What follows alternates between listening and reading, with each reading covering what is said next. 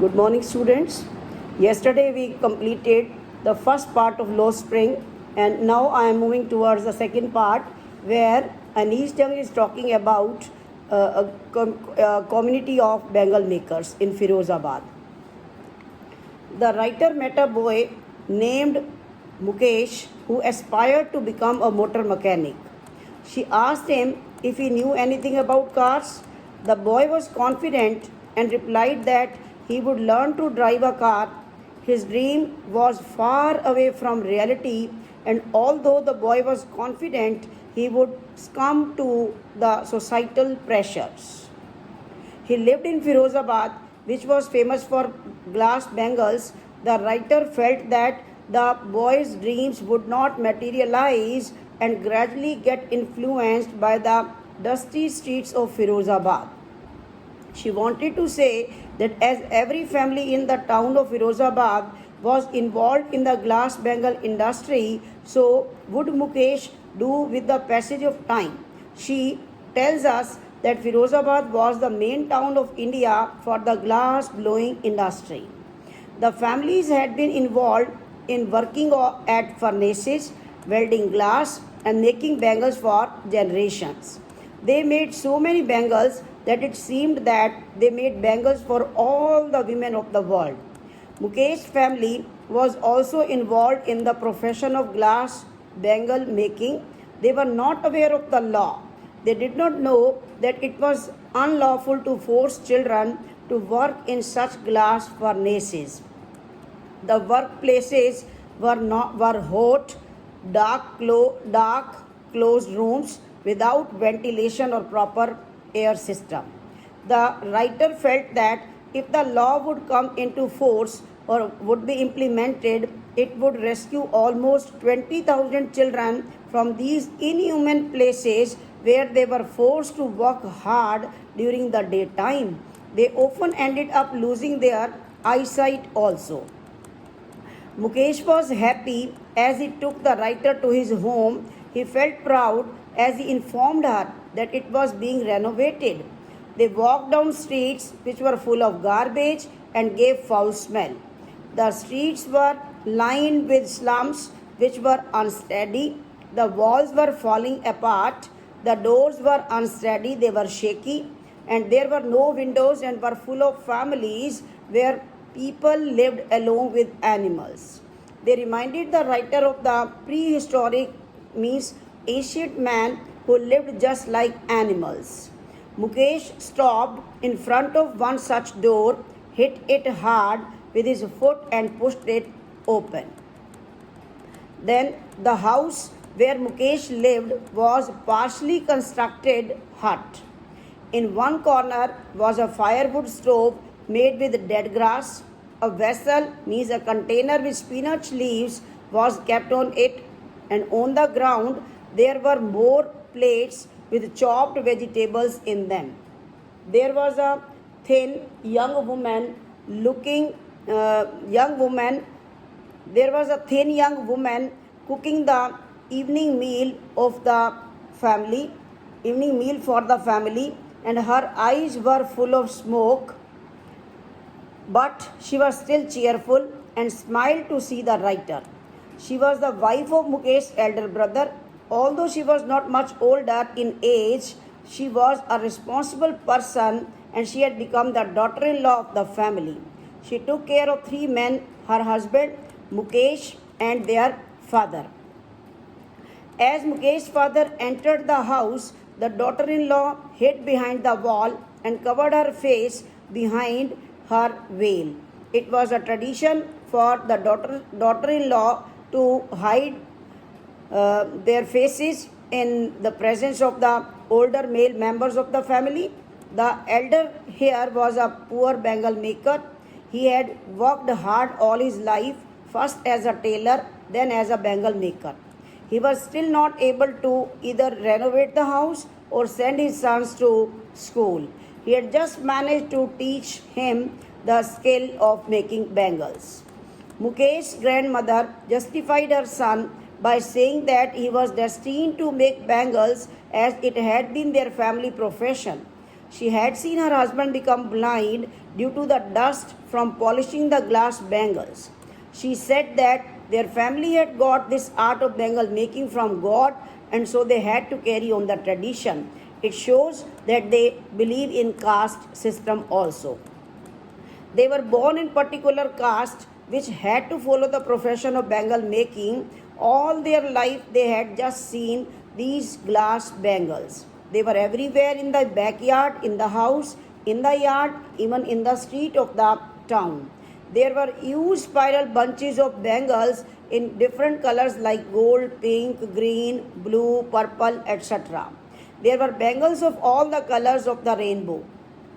Further, the writer says that there were bangles in the neglected yards also. They were dumped on hand carts for sale. They were pushed by men along the streets of Firozabad.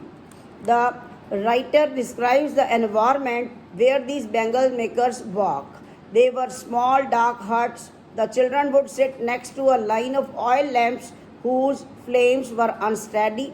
They, along with their parents, joined the pieces of colored glass into circles called bangles. As they spent a lot of time in the dark, their eyes would not adapt to the bright sunlight. Many of them lost their eyesight before gaining their adulthood.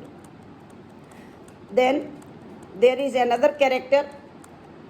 There is one young girl, and her name was Savita. She wore a faded pink colored dress. She was sitting with an elderly woman, and they were joining pieces of glass to make bangles. Her hands moved like a machine, just like the part of machine. The writer wondered if Savita knew that bangles were sacred. They were good omen for a woman's wifehood. She thought that Savita would realize this when she would become a bride. That day, she would cover her head with a red colored veil, color her hand with henna, and wear red colored bangles on her wrist. The elderly woman sitting next to Savita also became a bride many years ago. She was still wearing the glass bangles but had lost her eyesight now. The elderly woman complained that she had not eaten even a stomachful food even for once. The woman wants to say that they are so poor that they cannot eat enough food. That is the benefit that she had received by adopting the profession of bangle making. The woman's husband has a flowing beard, and he says that he does not know anything other than bangle making. All that he has been able to accomplish is to make a house for his family to live in. The writer wonders that probably the old man has achieved something which many other people have not been able to achieve. At least he has been able to secure a shelter for the family. This problem was prevalent in all the homes which carried on the business of bangle making. They did not know anything else other than bangle making, and it did not even provide them enough to eat. The young men who had entered the traditional profession also had the same complaint. With the passage of time, there was no improvement in their condition. As they had been doing hard work for countless number of years, they did not have any ability to do something else or to dream of it. The writer suggests them to form a cooperative. She talked to a group of young men to get out of the clutches of the cruel middlemen who had trapped their elders. The men said that if they dared to do something like that, they would be dragged and beaten up by the police and sent to jail. Their acts would be termed to be unlawful. The writer felt that as they had no leader, they could not think of doing things differently. They all were so tired, the men and their fathers. Then the men complained that it was a continuous process. Their poor condition led to lack of concern of their problems. This made them greedy and led to injustice. The writer envisioned that there were two separate worlds. One was of such families who were stuck in poverty and the pressure of doing the traditional profession according to the caste in which they were born.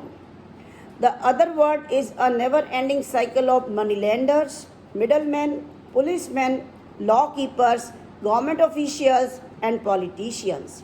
Both of these words had forced the young boys to follow the family traditions.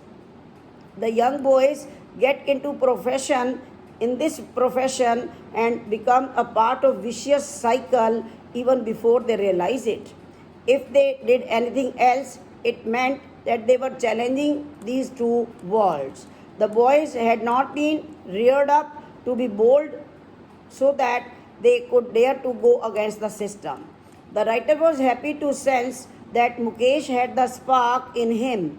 He repeated that he would be a motor mechanic. He wanted to go to a garage and learn the job. The writer asked that as the garage was at a distance from his home, Mukesh insisted that he would walk up to it. She asked him if he dreamt of flying planes also. The boy became silent and refused. He did not know about them as he did not know about planes. Not many planes flew over Firozabad. As he had only seen cars moving around in Firozabad, his dreams were restricted up to them. Thank you. Students, earlier I sent the video. It carried the summarizing part of this chapter, but now I am sending in detail word by word. So listen to this video twice and learn the question answers.